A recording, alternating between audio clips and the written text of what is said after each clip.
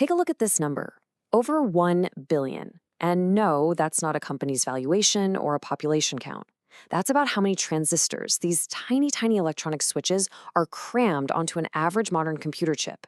It's a number that's just kind of hard to wrap your head around, right? And that brings up a pretty mind-boggling question, which is really the heart of our entire explainer today. How on earth do you design, build, and then test something that has a billion moving parts, where every single part is smaller than a virus? Okay, let's dive into this. Today, we're going to take you on an incredible journey. We're going to see exactly how a microchip gets designed, following the entire crazy path from just a simple idea all the way to a finished piece of silicon you can hold in your hand. So here's our roadmap.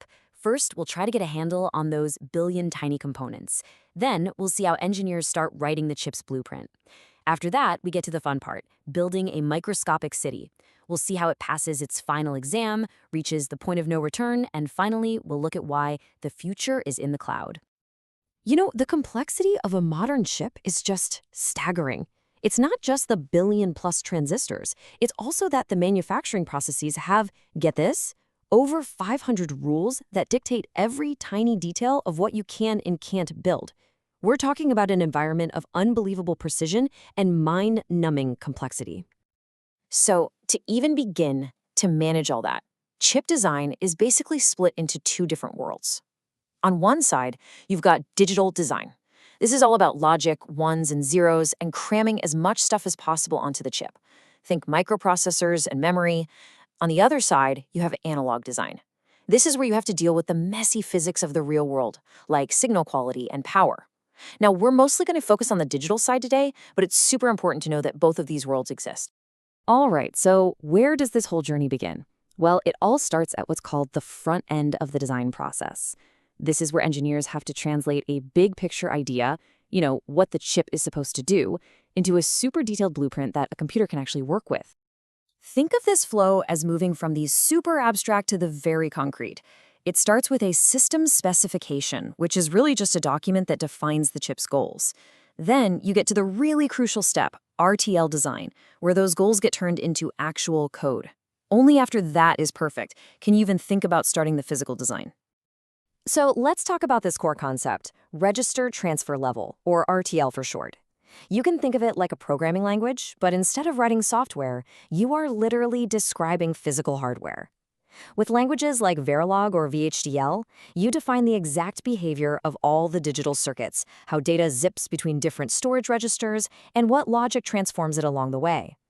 Now here's the key takeaway. At this stage, the chip is just code. It defines what the chip does, not what it looks like.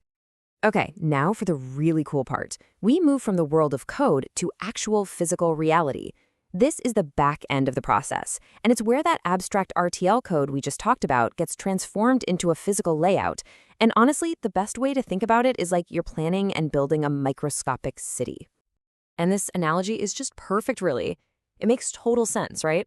If you've got to place a billion components and then connect every single one of them, you absolutely need a master plan. You can't just toss them down randomly and hope it all works out.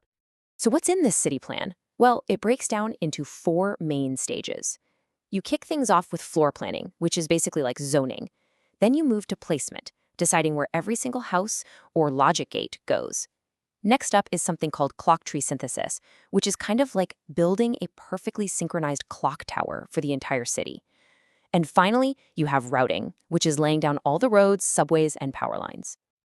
Let's dig into floor planning a bit. Just like a real city planner, you're not putting down individual houses yet. You're zoning out the major districts. You decide, okay, the big memory blocks go over here, the main processing cores go there, and all the input and output pins that talk to the outside world will line the edges. Getting this right from the start is absolutely critical to avoid massive traffic jams, or what engineers call congestion. So once the zones are set, you zoom way into the street level. The placement phase meticulously, automatically puts every single logic gate in its exact spot. Then the routing phase comes in and lays down millions of microscopic metal wires to connect everything together, creating this incredibly dense, multi-layered network that honestly looks just like a map of a futuristic city. Okay, so you've designed your city. The blueprint is done. But how in the world do you know it actually works? A single tiny mistake could make the entire chip completely useless. And that brings us to verification, which is basically the chip's final exam, and it's a test it absolutely cannot fail. And here's the million-dollar question, or really the billion transistor question. You can't just poke at each of the billion transistors one by one to see if they're working. The scale is just too immense. And a simple computer simulation won't catch those subtle defects that can pop up during manufacturing. So, how do you solve this? Well, the answer is this really brilliant discipline called design for test, or DFT. The genius of DFT is that testing isn't an afterthought. It's not something you do at the end. Right from the very beginning, engineers design special circuits, these little hooks, directly into the chip's architecture itself. This gives automated testing machines a way to control and observe all the internal logic long after the chip has been built. And the goal here is pretty straightforward, but absolutely critical. By building these tests right into the hardware, you can instantly find hidden defects, you can guarantee the chip's quality and reliability, and, most importantly, you avoid that nightmare scenario where you discover a problem after you've already spent millions of dollars on manufacturing. Which brings us to what is, without a doubt, the most nerve-wracking, high-stakes moment in the entire process. After months, sometimes years of design and verification, you finally reach the point of no return. It's a moment called tape-out. Tape-out is the moment the engineering team hits send on the final design file, sending it off to the factory or foundry to be built. The name itself is actually a cool piece of history. It's a holdover from the old days when this design data was literally stored on huge reels of magnetic tape. Today, of course, it's just a digital file, but the finality, the pressure, that's exactly the same. Once it's sent, that's it. There are no takebacks. And if you think I'm exaggerating the stakes, let me tell you a story. Back in the 90s, a tiny flaw in the Pentium chip's division math, a bug that somehow slipped past verification, ended up costing Intel a staggering $475 million in recalls and replacements.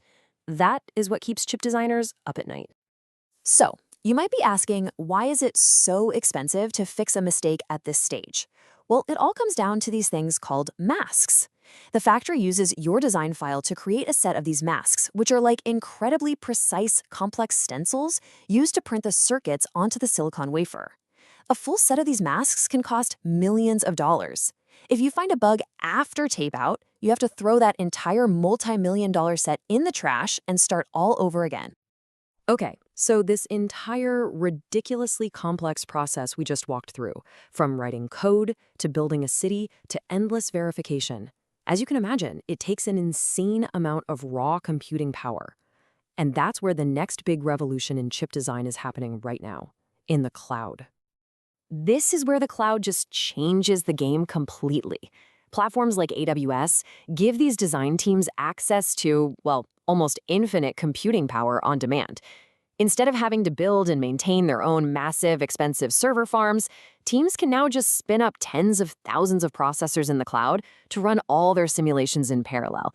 This absolutely demolishes the time it takes to get things done.